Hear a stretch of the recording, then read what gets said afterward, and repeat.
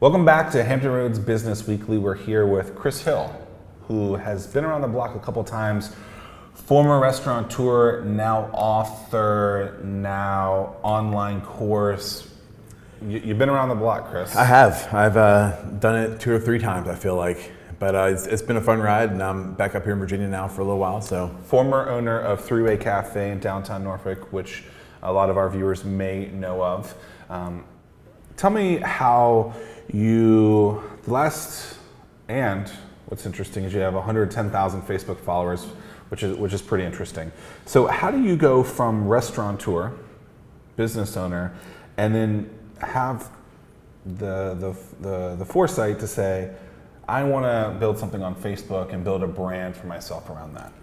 Yeah, so I really had started that before, probably right around when Facebook was starting, I guess, was really when I started writing. And I knew that there was an opportunity. I got a master's in marketing from the University of Alabama. So I went in consulting after that, and I've always had a marketing sense, and I feel like I know how to connect with people. And it took a little while, but after a couple of years, it started to kind of build some steam, and I was putting out some good content that people were appreciating, and here we are 5 years later with 6 digits, feeling pretty good.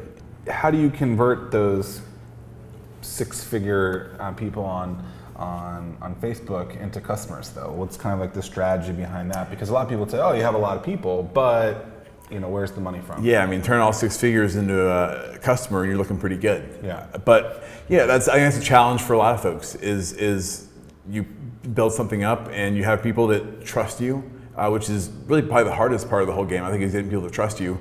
And here we are in the world today, the economy where people want everything for free.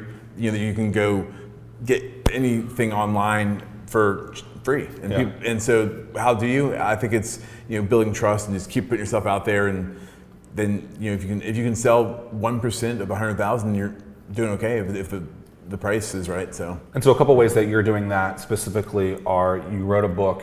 You sold several thousand copies of that. You're now about to write a second book, and that should be even selling even more. You're starting to do courses and speaking gigs to different places. Break down kind of how you find a speaking gig to go to, and how you kind of open the door and say, hey, you want me to come there? That's great. I'm willing, but there's a price there. Right. How do you incorporate the price into something where you acquired people in a free way? Yeah. So sometimes it works out nicely where they they see you and they connect with you and they ask you to come. But I think a lot of times, especially in like the early days of speaking, you're kind of out there, pound the pavement, knocking on doors, and I think the first thing for anyone that's looking to speak is, what's your point of view? Like, what do you have to offer that's different than anybody else? And I think a lot of people say, oh, I want to be like a motivational speaker, but there's a lot of them out there. So what's different about you?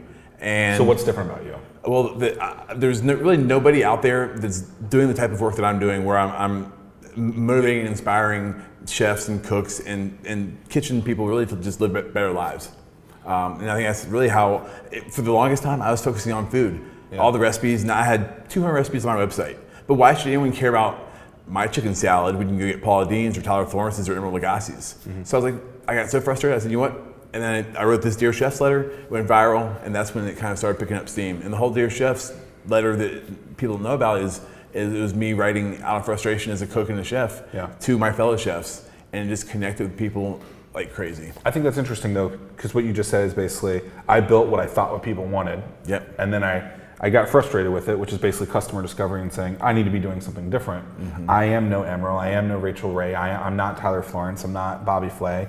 But I am Chris Hill, mm-hmm. and I have something too, and I'm going to share that with them, and that's what you built up. Yeah, absolutely. What's next? Yeah, so I just got a literary agent up in New York, one of the big dogs. So I'm excited to, we're finishing up the proposal and send it off to publishers. The book's titled Lead Like a Chef, so it's actually taking chef stories. The kitchen's intense. It's hot. It's frantic. There's always something going wrong. Mm-hmm. So if you can lead a kitchen, you're doing pretty well. So taking these stories and lessons from the kitchen, and then actually applying them to each chapter will have a lesson with also a business story or maybe a coach story tied into it. So bring it into the real world where people can connect with it in a different way too. Love it. Congrats on your first 100,000. Now it's on to 7 figures, right? 7 million followers. I'll be back in about, what, 5-7 years? All right, Chris, appreciate it. Thank you, brother. Thank you much.